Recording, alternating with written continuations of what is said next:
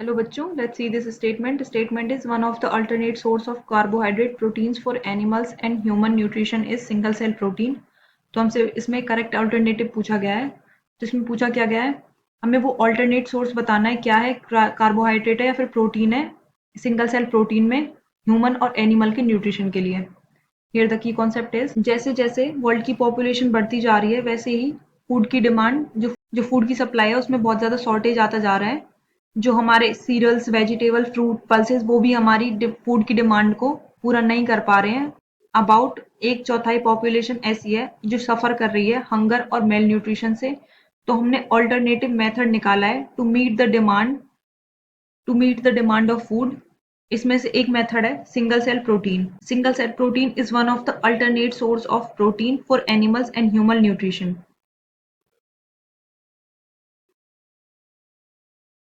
Alternate source of proteins for humans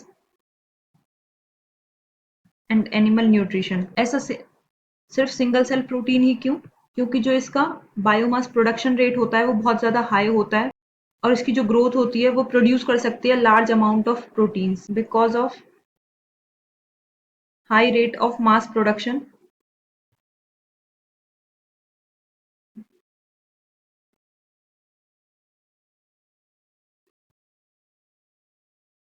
and growth can produce large amount of proteins. Single cell protein ये एक dead cell है microorganism की जो protein में rich होती है. स्पाइरुलिना के बारे में एक दो बात लिख लेते हैं.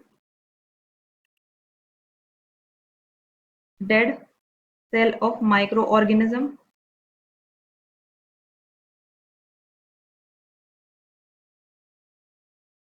that rich in protein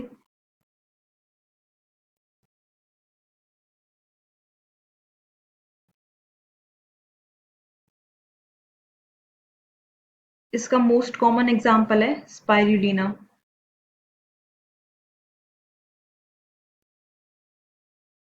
most common example is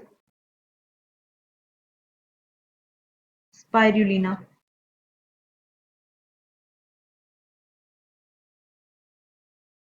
spirulina होता है,